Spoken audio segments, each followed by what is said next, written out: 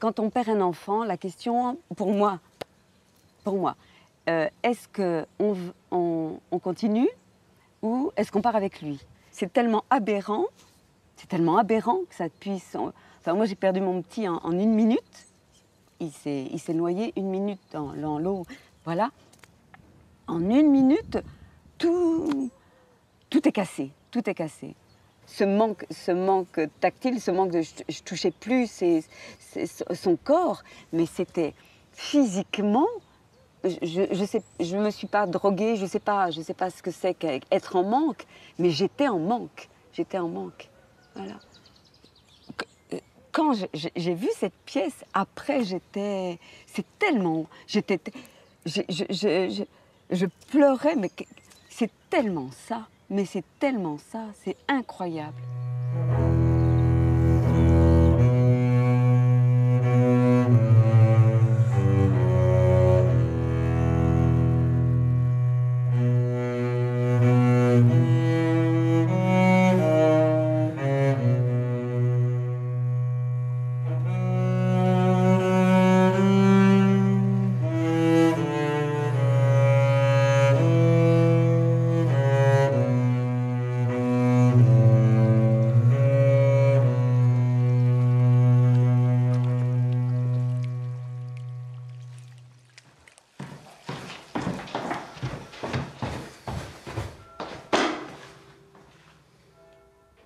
Il faut que je prenne un verre, moi aussi, après avoir lu la pièce.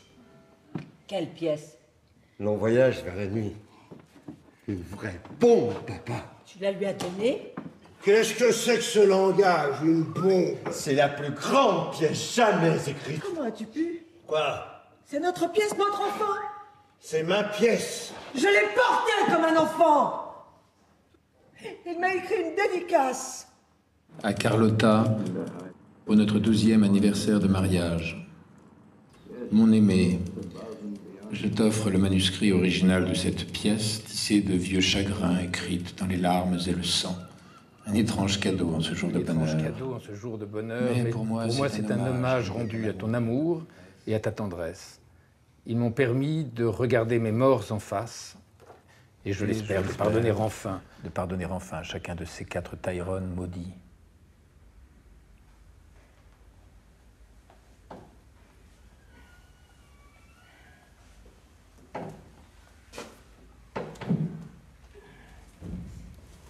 Comme c'est bon, Marie. Attends, non, on parle pas pour l'instant. Tu vois, c'est juste le... Non. On parle pas. Ah, vous voulez... Alors, faisons, continuons. Comme c'est bon. Cette pièce m'a tout de suite captivé, enfin, il m'a tout de suite pris. Et puis, ça a été la découverte que cette pièce était entièrement autobiographique, que son regard était un regard d'entomologiste, en fait, sur sa propre famille. C'est-à-dire que tous les détails sont incroyablement précis, concrets, justes. Et donc, les comédiens se sont beaucoup inspirés des didascalies déjà pour construire leur personnage. Et puis après, comme toujours, hein, c'est ça la transposition théâtrale. On prend une liberté par rapport à ça. Jenny, l'aînée, ressemble à son père. Quand il lui arrive de sourire sans raillerie, quelque chose affleure en lui du charme irlandais, avec une touche de sentimentalité poétique. Edmund, mince et nerveux, a 10 ans de moins que son frère. Je joue donc Edmund dans Un long voyage vers la nuit, qui est donc Gene O'Neill jeune, il a 24 ans. Et dans la deuxième pièce, je joue Sean, qui est le fils donc de Gene O'Neill, enfin un des fils, puisqu'il en a eu plusieurs avec plusieurs femmes, et voilà, qui a dans la pièce à 30 ans.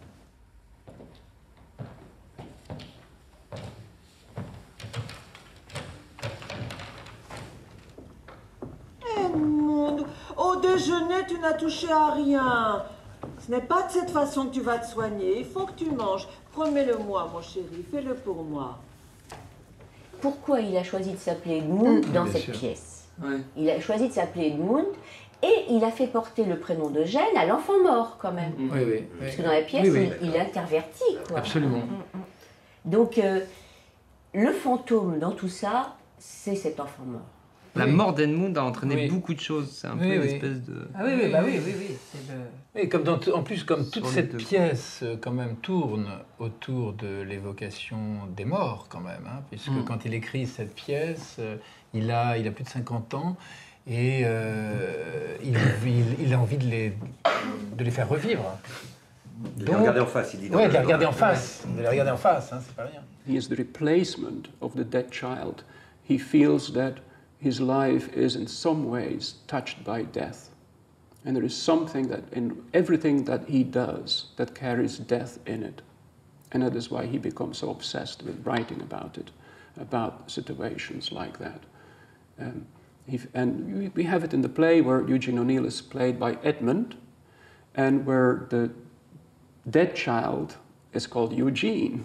So where he literally is trying to kill himself in the play by having the dead child called Eugene. And Edmund says at one moment how he is always a little bit in love with death, he says. And that is why he likes the sea, he likes the fog, things in which he can disappear, natural elements that allow him to disappear, to forget about himself. Le choix de s'appeler Edmund pour Eugène O'Neill, c'est une clé. C'est une clé de... Ouais. C'est vraiment une clé parce que il est en même temps l'enfant de remplacement. Il est identifié à cet enfant. Et est-ce que c'est une façon de ne pas exister, enfin, de se tuer, symboliquement, ou au contraire d'exister? Est-ce que pour lui, c'est comme ça qu'il peut exister, voilà. Je n'aurais pas dû t'écouter, toi. Quand tu as voulu que j'aie un nouvel enfant. Tu croyais qu'il prendrait la place d'Eugène? Qu'il me ferait oublier sa mort? Quand j'étais enceinte d'Edmund, j'avais toujours peur. Je ne méritais pas d'avoir un autre bébé. Jamais je n'aurais dû avoir Edmund. Mais oui, pour l'amour de Dieu, s'il t'entendait, il pourrait croire que jamais tu ne l'as désiré. Il se sent déjà assez mal comme ça sans que... Je me désirais plus que tout au monde. Si je disais ça, c'était pour lui. On a décidé, avec l'accord des enfants, des 3 grands, d'essayer d'en avoir un autre. Et évidemment, c'est venu tout de suite. Et ce qui est incroyable, c'est que la date d'accouchement prévue de Tom, c'était le 11 juin, le jour où Victor est mort. Est-ce que c'est un hasard? Je ne sais pas, mais c'était ce jour-là. Donc après, Tom, c'était un bébé. Et Victor restait plus grand que lui. Et bon, c'est tout bête à dire, mais ensuite, Tom, maintenant, c'est un grand gaillard de 11 ans, et Victor est redevenu mon bébé. Mais donc, concernant le temps, maintenant, j'ai vraiment compris et admis que c'était comme ça, et c'était pour l'éternité. Et du coup, toujours en essayant d'organiser ma vie le plus... cartésiennement, que ça soit clair, quoi. Maintenant, je suis ici avec les autres, et un jour, je le rejoindrai. Mais de toute façon, j'ai le temps. Je suis morte de peur. Je sais qu'il va mourir. Ne dis pas ça, ils m'ont promis qu'en 6 mois, il serait guéri. Jamais je n'aurais dû le mettre au monde. Ça aurait mieux valu pour lui. Il n'aurait pas dû apprendre que sa mère était une droguée et elle a haï. C'est une femme très malheureuse. Elle a une histoire difficile puisqu'elle a perdu un enfant. Alors c'est elle-même une enfant qui a perdu un enfant, qui essaie de jouer à la mère. De temps en temps, mais elle joue à la mère comme elle jouerait à la poupée. Parce qu'elle ne peut pas faire autre chose. Maman, je t'en supplie. Tu dis que tu m'aimes. Tu n'es pas fichu de m'écouter quand j'essaie de te dire que ma maladie... Tu ressembles tellement à ton père, mon chéri. Tu adores faire une scène, rien que pour donner dans le drame. Bientôt, tu vas me dire que tu vas mourir. On en meurt en effet, ton propre père. Je t'interdis de me rappeler la mort de mon père. Tu m'entends? Par rapport à une mère comme ça, tu peux rien faire parce que dès que tu dis un truc, je suis fragile. Mon chéri, tu te rends compte de ce que tu me fais, tu vas me tuer. Il y a quelque chose qui s'entretient aussi entre les deux dans un truc descendant comme ça, inconsciemment, hein. Mais le côté elle à le maintenir malade, et lui garder la culpabilité, et ça fait que tous les deux ils s'emportent dans une espèce de truc qui est spirale descendante. Une spirale super descendante. Ouais. Ils se rendent pas compte, mais on sent qu'il y a un truc de cet ordre-là en fait entre leur. Enfin, tel que lui l'a décrit dans cette pièce. Un lien morbide entre. C'est un endroit où ils se sentent bien tous les deux. Quoi. Ouais, et ils se complaisent. Où est la complaisance dans ça, en fait? Il y a la complaisance aussi. La maladie, c'est un endroit qui comprennent tous les deux. Ouais. Dans la maladie, la souffrance, la un défaillance. Un lien autour de ça, c'est intéressant. Nous ne pouvons pas oublier. De temps en temps, là-dessus, j'entends bien aussi, là, dans ces choses-là, j'entends bien la parole de l'auteur, tu vois, de O'Neill. Oui. Tu vois, c'est un des exemples où on entend qu'il parle. Edmund. Et là, pareil, là, c'est un retour à sa culpabilité, quoi. Oui. Direct. Oui. Nous ne pouvons pas oublier, donc oublier ta naissance, oublier... Oui, nous ne pouvons pas oublier, bien sûr, c'est toutes ces choses, oui. Si Eugène est mort, c'est à cause de moi. Je n'aurais pas dû le laisser avec ma mère pour te rejoindre sur les routes. Jamais je n'aurais permis, moi, à Jamie d'entrer dans la chambre du bébé alors qu'il avait la rougeole. Jamie était jaloux du bébé. Il le détestait. Oh, je sais que Jamie n'avait que 7 ans, mais on l'avait prévenu que ça pouvait tuer le bébé, il le savait. Ne peux-tu le laisser reposer en paix, notre bébé mort? Le soir où je suis rentrée de la pièce, j'étais vraiment très bouleversée, très. Et je suis rentrée à la maison et j'ai dit à Bernard, je lui ai dit, j'ai vécu quelque chose d'incroyable. J'ai vu Jean-Claude et Marie, et j'ai vu Marie dans une pièce, et je lui ai dit, ça me touche parce que c'est mon histoire, ça parle de mon... Et il me dit, quelle histoire? Je dis, Victor. Non, ou bien j'ai... Oui. Il dit, ah bon, t'en as encore là? Et c'est bien, mais je me suis dit, c'est incroyable. Tant mieux pour lui, mais il m'a dit, t'en as encore là.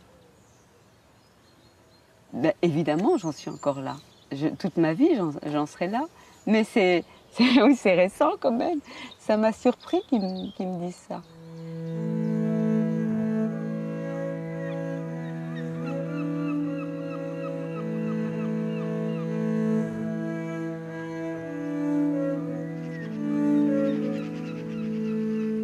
Si tu n'étais pas né, elle n'aurait jamais... Tu as raison. Je sais qu'elle le pense. Tu te trompes. Elle t'aime tendrement. Et surtout la culpabilité d'Edmund, c'est de la... Certes, c'est à cause de sa naissance mais c'est encore à cause de lui qu'elle va retomber. Voilà. Oui. De sa tuberculose. Oui. Et la tuberculose, c'est ces 2 ans de dépravation. La tuberculose. Les corons. Léo, tu les fais un peu du cul. J'ai rien dit. Et c'est pareil, il va retomber, il veut pas la laisser retomber. Regarde pourquoi j'ai donné le bâton.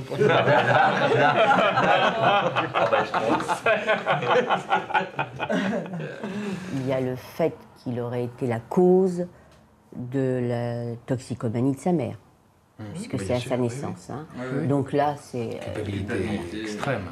Oui, mais celui qui porte la plus grosse culpabilité, c'est Jenny. Oui. Oui. La rougeole, oui. D'ailleurs, elle le lui a reproché. Et puis c'est le point de départ quand même de, après, l'autre enfant qui arrive, qui est Edmund, qu'elle ne voulait pas elle spécialement, mais c'est son mari qui l'a poussé là. Il reprend la place d'un enfant désiré en même temps, en se faisant appeler Edmund.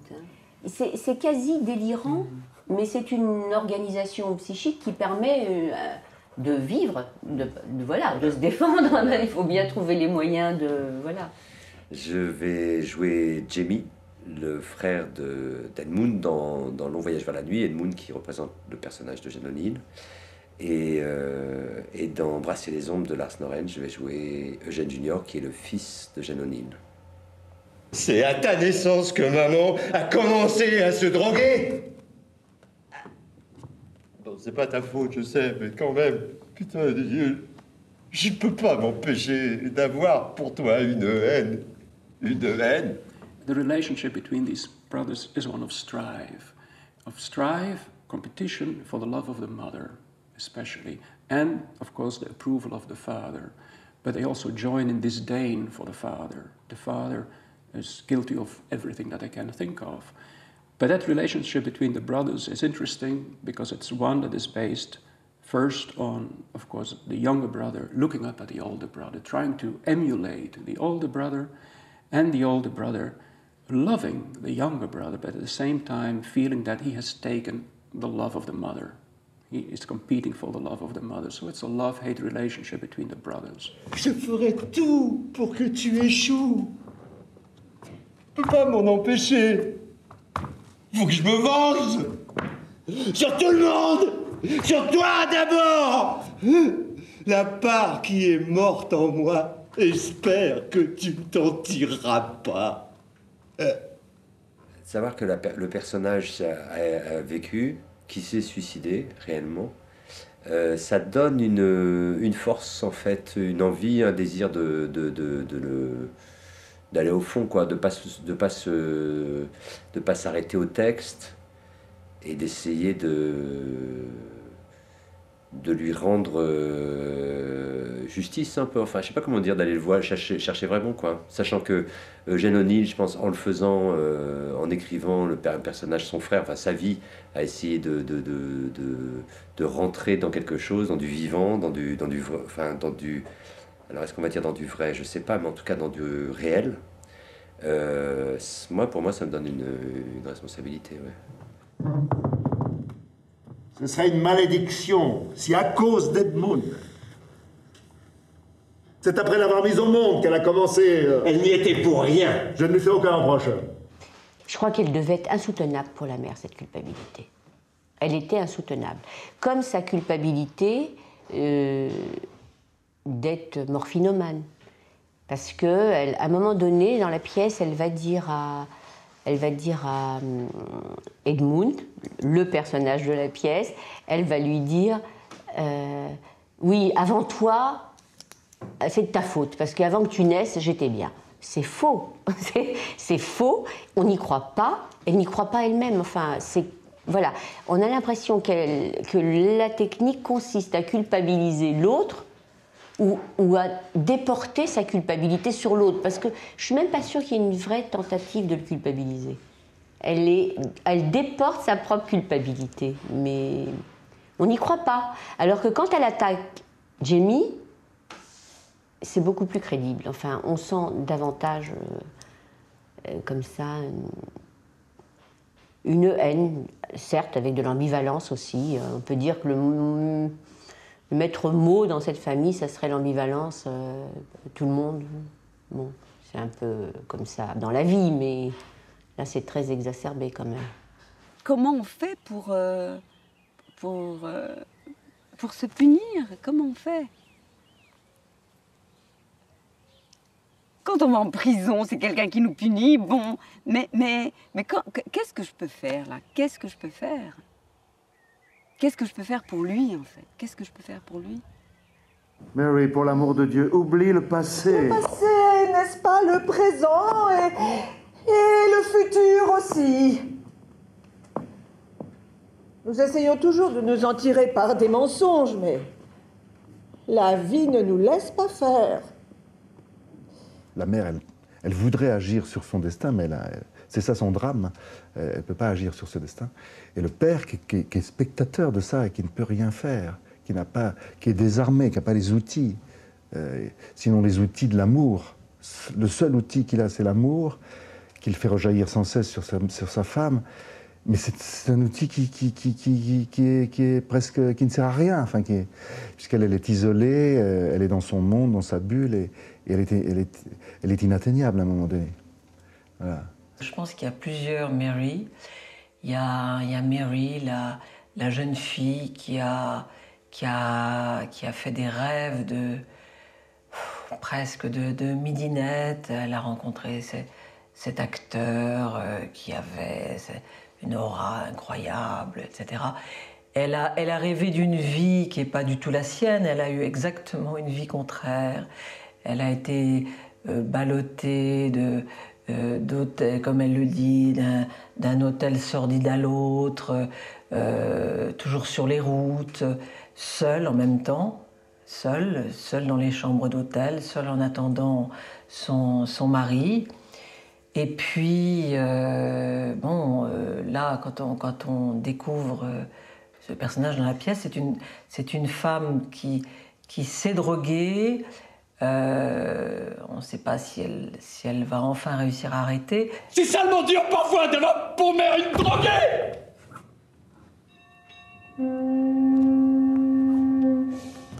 Pardon, maman. J'étais en colère, tu m'as fait mal. Eugene O'Neill had grown up with a mother who was addicted to morphine. Morphine for him, a woman who took morphine made him think of whores. Only prostitutes are addicted. And she was called Mary in the play. Her real name is Mary Ellen, and she was usually called Ellen, but in the play she's Mary. And very often we hear James Tyrone, her husband, say, "For the love of God, Mary." And this is a Catholic Irish family. So we know immediately that when he says Mary, Mary is extremely important. She is the idol of the family. If she is not strong, the men collapse. Everything depends on her health, on her strength, on her ability to survive and to help them. The moment she collapses, she goes back to morphine, everyone starts drinking, and everyone gives up, and everyone is full of self-pity. The man cannot live without the mother being the mother and not being what they associate with a whore. La toxicomanie, elle est à tous les niveaux, tous les rangs, y compris Oona, hein, d'ailleurs, qui va être alcoolique après la mort de Chaplin. Et donc tout le monde passe par l'alcool, Shane par l'héroïne, et enfin... Et Carlotta finira par être dépendante du bromure. Et alors qu'elle ne l'était pas. Donc c'est comme s'il n'y avait pas d'autre moyen de réponse que de devenir dépendant de quelque chose, quoi. Elle ne l'était pas. Ils ont œuvré tant et si bien qu'elle s'est retrouvée dépendante du bromure de potassium. C'est quand même bon. Il faut que je monte. J'en ai pas pris assez. Si seulement une fois, sans le vouloir, je faisais une overdose.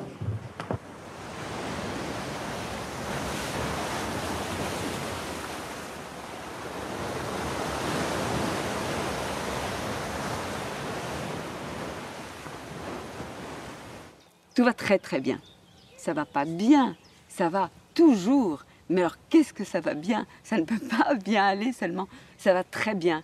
Et puis au début, je me souviens que je me suis dit, tiens, ça va faire comme du théâtre. De toute façon, j'ai pas le choix. J'ai pas le choix. Et puis si je commence à me laisser aller, enfin à pas jouer la comédie, bon, déjà, c'est pas bon pour mes enfants, mais en plus, tous les gens, on peut plus vivre. Donc, au début, je me souviens que c'était un rôle de... Ça va très bien. Ça va, ouais. Et puis après, ça devient une habitude. À cause de moi, il y a plein de choses à cause de moi, mais à cause de moi, mes enfants connaissent ça quand même. Ça, le fait de, dans la jeunesse, 12, 13, 14, connaître l'enterrement, le cimetière, c'est lourd. Après, on n'a pas la même vie. Et puis le souci pour moi. Parce que c'est clair que je pense que ce qu'ils veulent, c'est que j'aille bien. Laisse. C'est toi qui... Mais je vais tout à fait bien, mon C'est chéri. toi qui? C'est toi qui? C'est toi qui devrais prendre garde à toi Ouais. et c'est toi qui devrais t'occuper de toi. C'est ça, hein? Mais je vais tout à fait bien, mon chéri. Elle lui lance un regard étrange, rapide, calculateur, presque rusé. Et la ruse qui va arriver de plus en plus chez elle. Il faut seulement que je monte m'allonger pour faire un somme avant le déjeuner. Instinctivement, il lui jette un regard soupçonneux. Puis, honteux, détourne vite les yeux. Elle enchaîne aussitôt avec nervosité. Tu devrais aller prendre l'air, profiter du soleil. Mais prends garde à la chaleur, mets un chapeau. Elle s'interroge. C'est-à-dire qu'elle essaie de jouer le rôle de la mère, de la bonne mère. Il y a la mauvaise mère, la mauvaise mère, la mère diabolique et la bonne mère, hein, Voilà. chez elle. Ouais, ouais. C'est ça qui est intéressant d'ailleurs. Elle est présentée comme un être fragile, douloureuse, psychiquement et physiquement même, hein, puisqu'elle dit qu'elle a des rhumatismes et en même temps, elle a des armes redoutables. Elle a des armes redoutables et des paroles qui tuent. Elle a des phrases assassines, quoi. Oui, c'est en même temps une mère meurtrière. En même Oui, temps. c'est De ça. temps en temps, elle oscille d'une place à l'autre. c'est ça. La bonne mère, Ce qu'on maternelle, se- nourricière. voilà. Et puis- Ça rend fou, hein. Oui, ça rend fou. C'est ce qu'on se disait même par rapport à la deuxième pièce. The play, Long Day's Journey into Night, ends with the mother. The mother has the final speech. She's completely addicted. She's completely, she has retracted into her dream world, into her own very private world. And each of these characters, for a moment, appeals to her just one more time.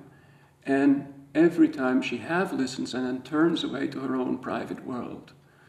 And in the end, and she has her wedding dress in her hands, she has returned to the time that for her everything in her life changed. When she married James Tyrone, everything that was good in her life, her childhood, and all the possibilities that her childhood offered were gone. Now that wedding dress has yellowed, and as she drags it along the floor, it has become very much like a shroud, basically. And she is that ghostly figure carrying her shroud. And so she is literally a manifestation of death.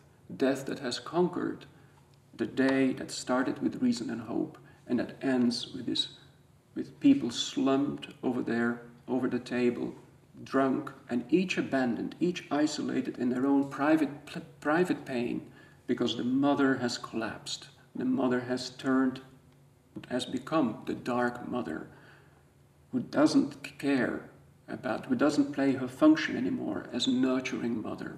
Moi, c'est un personnage qui me touche, qui m'attendrit. Je crois que j'ai la compassion pour elle. En même temps, de temps en temps, c'est une mère monstrueuse. Elle est monstrueuse parce qu'elle ne voit pas vraiment, elle n'a pas envie de voir ce qui la dérange. C'est-à-dire, ce qui la dérange, c'est la souffrance qu'il peut y avoir chez ses enfants. Et ses deux enfants souffrent. Et donc ça, elle refuse de le voir, elle n'est pas capable de l'assumer, cette souffrance. Donc voilà. Et du coup, par moments, c'est vrai qu'on se dit, mais c'est aussi une sorte de monstre. C'est pas du tout un monstre comme pour la Carlotta, qui elle est la marâtre, la belle-mère, mais par justement son refus de voir, elle entretient aussi le malheur autour d'elle. Je ne te reproche rien. Qu'est-ce que tu y peux? C'est ça qui rend la chose si dure pour nous tous. Nous ne pouvons pas oublier. Arrête, maman. Tu as raison, mon chéri. Voilà. Laisse-moi te toucher le front. Mais il m'a l'air tout frais. Tu n'as plus de fièvre maintenant, c'est sûr et certain. Laisse. C'est toi qui dois... Mais je vais tout à fait bien, mon chéri. Il faut seulement que je monte m'allonger pour faire un somme avant le déjeuner. Tu devrais sortir prendre l'air. Profiter du soleil. Mais prends garde à la chaleur. Mets un chapeau. Edmund, c'était le bébé chéri de sa mère. Et elle appelle Eugène tout le temps mon bébé. Oui, oui. Et donc ce changement, et elle lui a reproché 2 fois au moins dans la pièce d'être née, quoi. Enfin, Oui. Hein.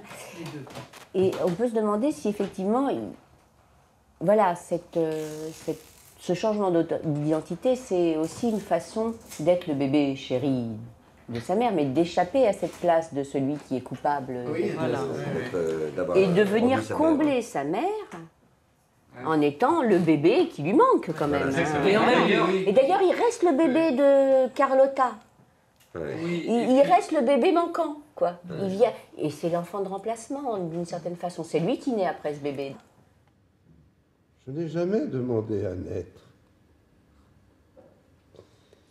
Tu éprouvais un grand plaisir à nous tourmenter.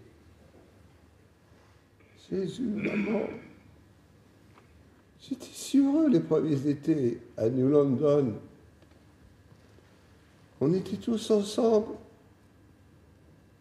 Je restais assis sur les rochers à regarder la mer.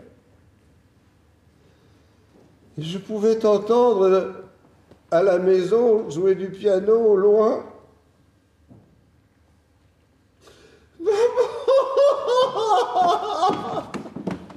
Oui, tout ira bien maintenant.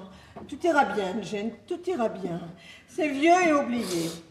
Vieux et oublié. Non! Je te jette un whisky à la gueule si tu te calmes pas. Non! Tu ne dois pas rester avec moi. Non, je ne pars pas. Je t'en supplie. Où j'irai?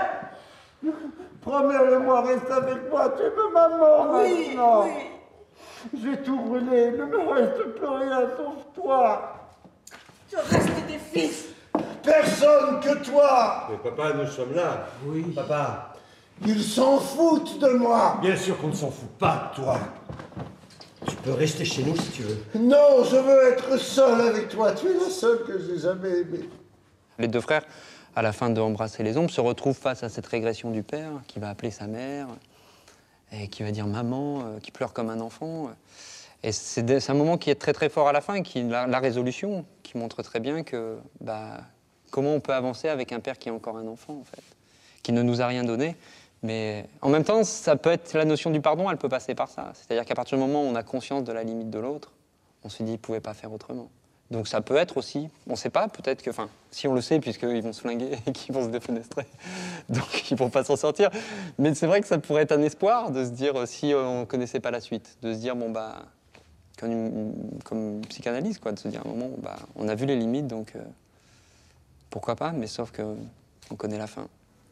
L'intérêt de cette famille, c'est qu'on l'a sur plusieurs générations. Parce qu'avec la pièce qui suit de Rennes, il y a la suite qui n'est pas trop romancée, je crois. Non, je crois qu'elle est assez fidèle.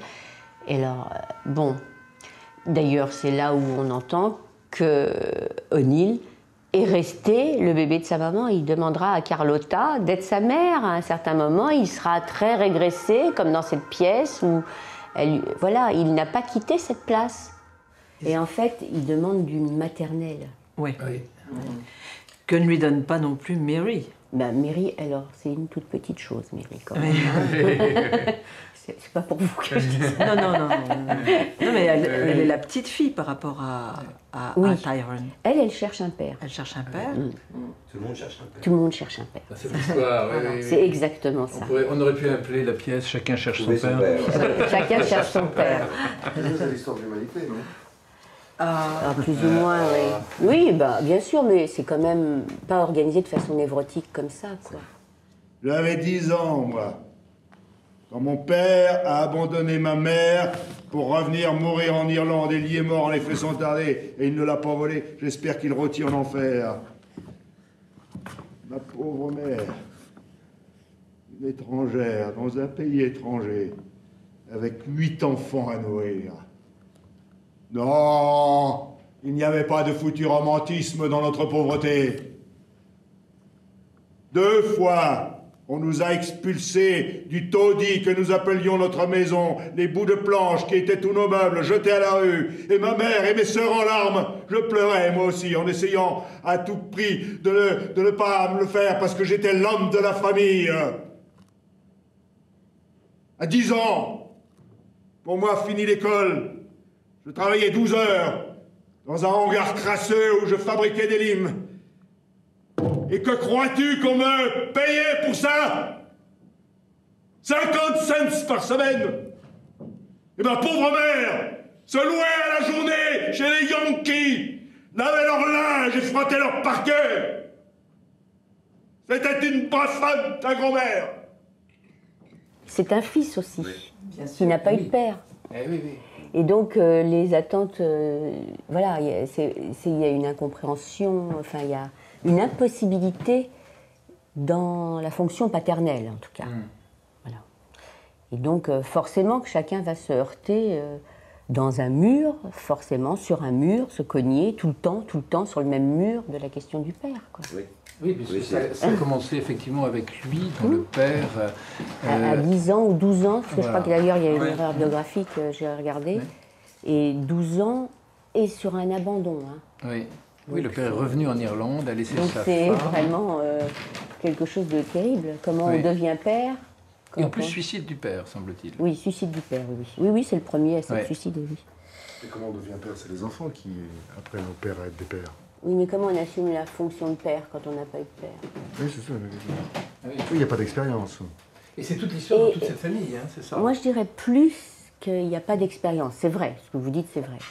Mais il y a, il y a un anachronisme, c'est-à-dire que se superpose la demande du fils, qui n'a jamais été... Et là-dessus, il faut plaquer une fonction paternelle, quoi.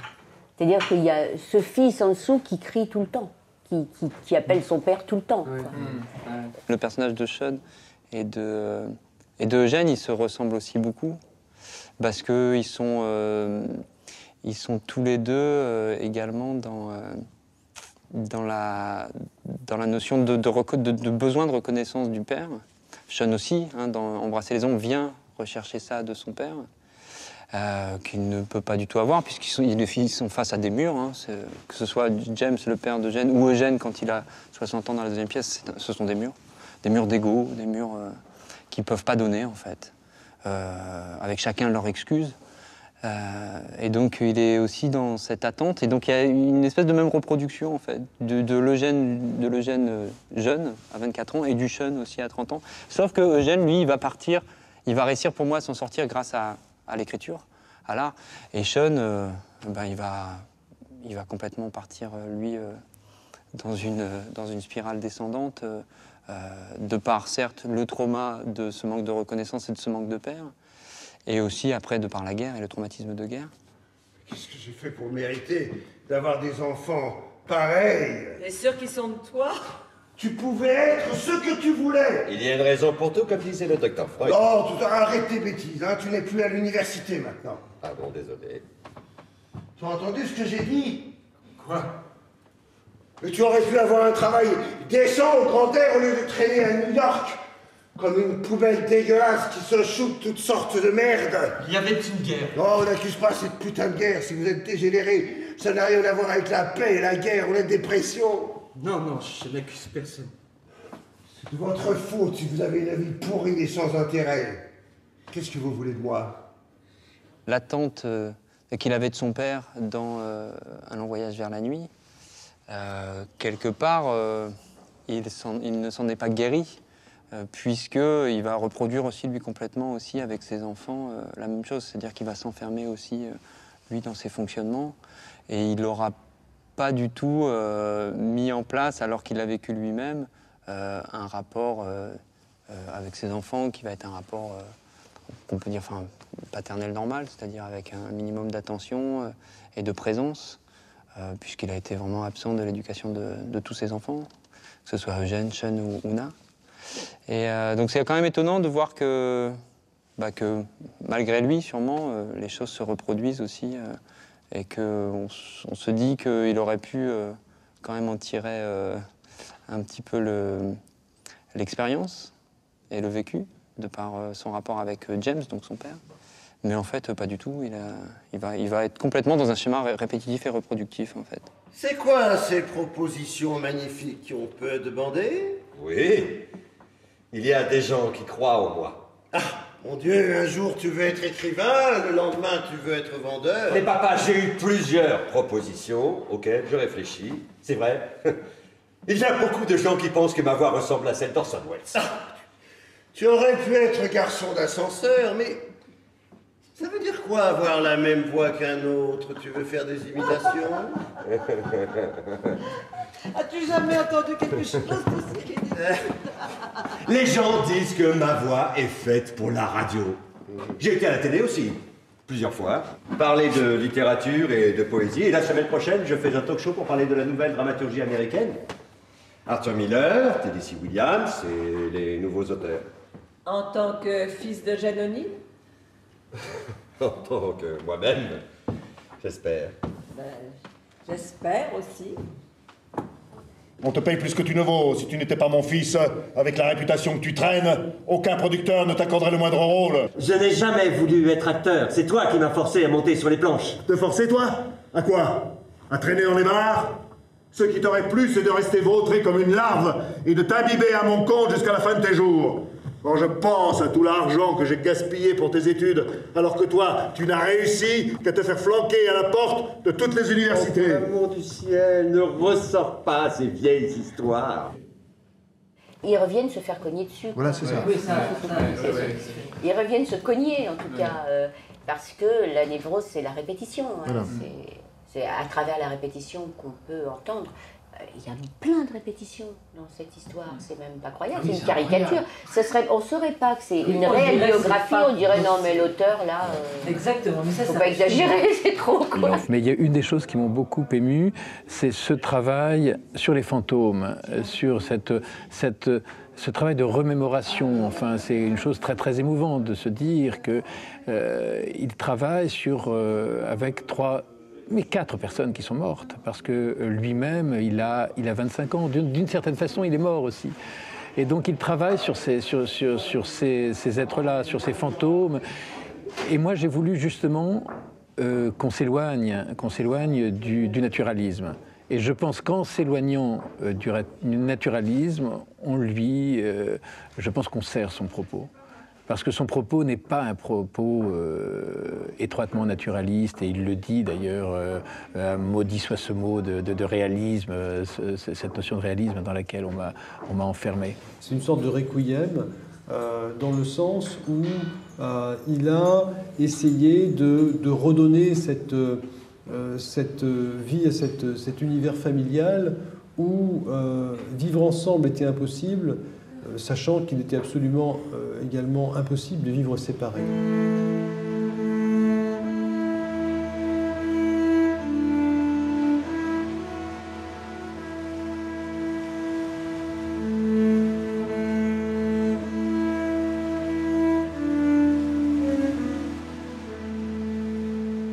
Ton frère a tout fait pour se ruiner la santé aussi, avec la vie de patachon qu'il mène depuis qu'il a été renvoyé de l'université.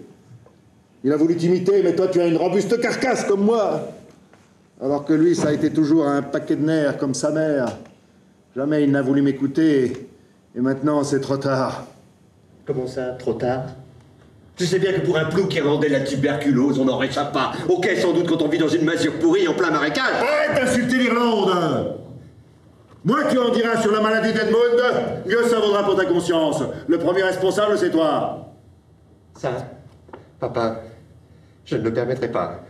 C'est un mensonge! C'est la vérité. Il t'a toujours admiré, tu étais son héros. Oh, un bel exemple, vraiment. Tu l'as dépravé avant l'âge. Jamie, c'est un personnage qui est vraiment tragique, quoi, qui est coincé dans un truc. Enfin, tu sens un type prisonnier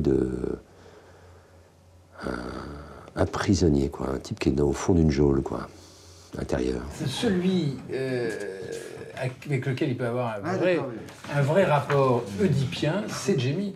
Parce que Edmund, c'est autre chose. Edmund, il est du côté des femmes, un peu, d'une certaine façon, pour le père. Il est du côté de la mère, du côté de... Oui, Alors que lui, le mâle rival, c'est Jamie. Ouais, ils ont tous un peu une ancienne, un truc qui revient tout le temps. Ouais. Alors la mère, c'est de s'inquiéter pour Edmund, et le père, c'est d'engueuler James. C'est le spectacle de son fils raté, quoi. Ouais, je suis pas c'est celui sur lequel il avait les plus grandes ambitions, son fils, son aîné. Si au moins tu avais un peu d'ambition, tu es encore jeune, tu aurais pu devenir un bon acteur. Tu es mon fils. Oublie-moi. Effectivement, il est très déçu de lui-même. Bon, ça se dit après par rapport à... Mais il est très déçu que ses fils n'aient pas réparé des choses... c'est-à-dire qu'il s'appuie sur ses fils, qui vont être forcément décevants, et forcément, ils ne peuvent pas non plus, puisqu'il n'y a pas eu non plus la fonction paternelle était défaillante. Hein. Pas que, parce qu'il y a aussi leur mère. Hein. Et je ne sais plus où j'en étais, bien sûr. On parlait du... Il est déçu par ses fils. Il est déçu. Je crois que peut-être on pourrait penser que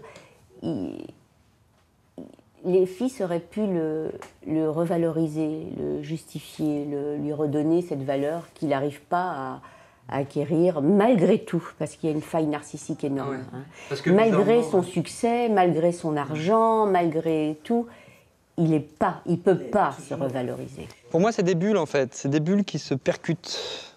Parce qu'ils sont tous dans une attente. Et même les deux frères, c'est marrant parce qu'ils donnent l'impression, des fois, d'être ensemble, ils arrivent ensemble. Comme s'ils étaient coude à coude et on va voir papa et on est fort à deux. Sauf qu'on va se rendre compte au fil de la pièce que c'est des béquilles l'un pour l'autre. Mais pour combler leurs propres besoins et leurs propres demandes, en fait. Ça reste donc des bulles qui vont de temps en temps se coller comme une bulle de savon qui se colle, mais après ça va partir. Ou alors ça s'entrechoque et ça repart. Ils le disent eux-mêmes. Hein. Ils ne se sont pas vus depuis des mois et des mois. Et quand Sean lui dit « Oui, mais en tout cas, on est frères, même si je ne te vois pas beaucoup. » Ils ont besoin de ce lien. Ils cherchent un lien familial, un lien de sang. Mais ils ne le trouveront pas. Il ne s'est jamais soucié de moi. Papa, comment tu peux dire ça? T'étais son préféré. Il a toujours trouvé que j'étais un incapable. Je lisais Nietzsche dans la marine, la bonne lecture avant de débarquer pour tuer. Il disait qu'il faut suivre son étoile à n'importe quel prix. Mais moi, je n'en ai pas. En tout cas, on est frères, non? C'est difficile à imaginer. Ouais, mais je sais que tu es là, même si on se voit pas beaucoup.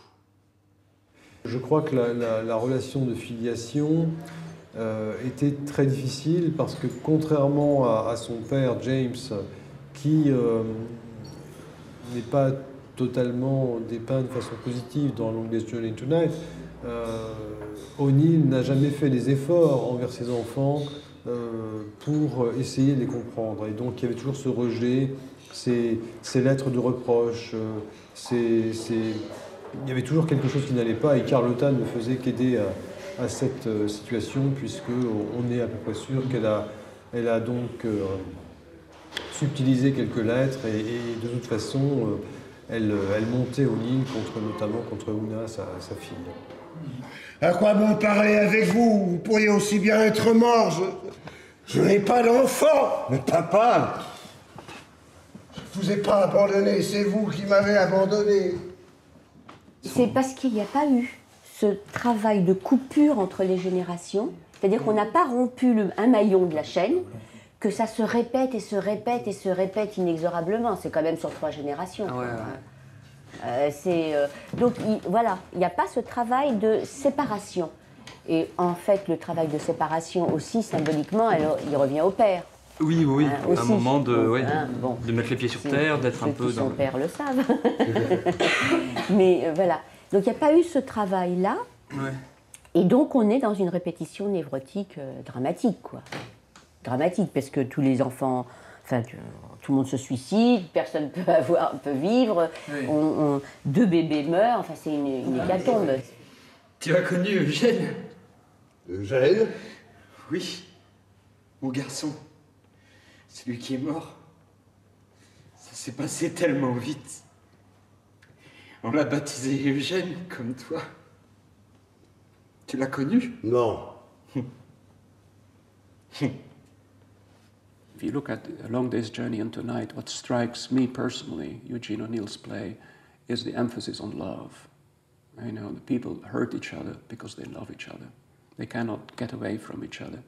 When you look at And Grant Us the Shadows, which is Lars Norin's take on the meeting between Eugene O'Neill and his sons, these people have become demons, all of them, I think. O'Neill affiche un tragique. Le tragique de l'existence, pour James, ça va finalement d'avoir obtenu des succès en jouant une pièce de seconde zone alors qu'il aurait pu être un grand acteur shakespearien. Pour Edmund, c'est le fait de n'être pas un grand écrivain, quelqu'un qui balbutie mais qui n'arrive pas à écrire une œuvre qui soit digne de Baudelaire, qu'il cite à la fin de l'œuvre. Pour Mary, cette incapacité à être mère, donc qui est quand même, là encore, dans la culture irlandaise, vraiment fondamentale. Et pour Jamie, eh bien, être pris en tension entre ce père qu'il refuse de considérer comme digne de lui, et en même temps, Jamie était quand même aussi un acteur qui cherche le succès qu'il n'a pas obtenu, et cet amour envers sa mère qui finalement n'a jamais pu trouver totalement un aboutissement, sauf après la mort du père pendant quelques années, où là, c'était un moment de bonheur pour Jamie, puisque ils vivaient ensemble avant sa chute à la mort de sa mère, qui racontait dans A Moon from Misbegotten, où là, c'est la descente vers l'enfer pour Jamie, puisque c'est une sorte de suicide d'alcoolique. Now, what do you talk about when you have, if you really still want to talk, after seeing Long Day's Journey into Night? Can you still talk at the end of it when you go to have a pint of beer and you sit around the table and say, so what was this about? And most people will say, well, it was very depressing. But what was it actually? What did we carry away from it? And I think what we carry away from it is that we were shaken. That is what everything that we believe in is shaken. The idea, the pop psychology idea, that if you have a problem, well, let's talk about it. Well, clearly, the more you talk about it, the less you see clear in it, the more problems you get. You know, the whole idea that it's just a question of using language in order to order the world. No, language doesn't order. Language makes the world disorderly, especially add poetry to it, as Eugene O'Neill's characters are constantly doing, where the most morbid feelings become beautified, become aesthetically pleasing, so that drunkenness, the trance, pain, sorrow, tragedy become not just awful things that happen to people, but become aesthetically beautiful.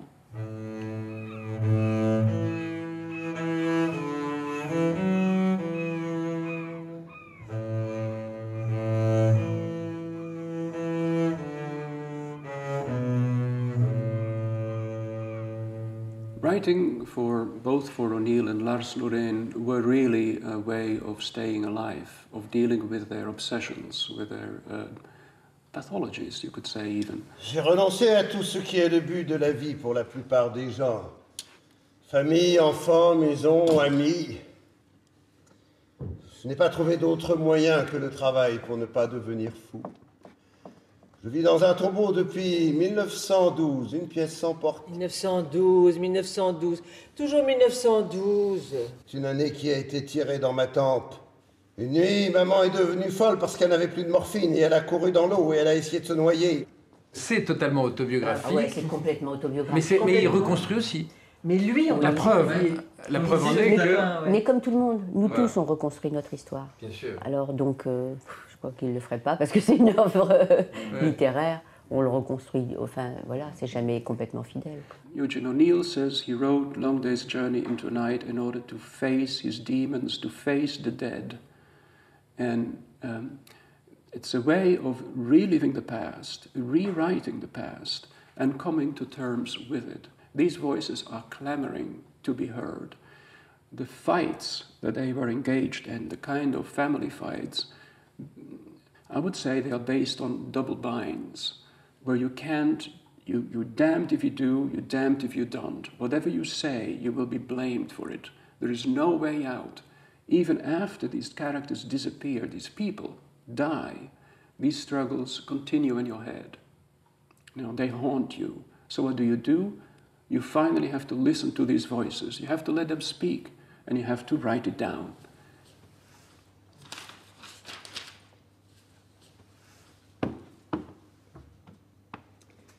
Je l'ai appelé Long voyage vers la nuit.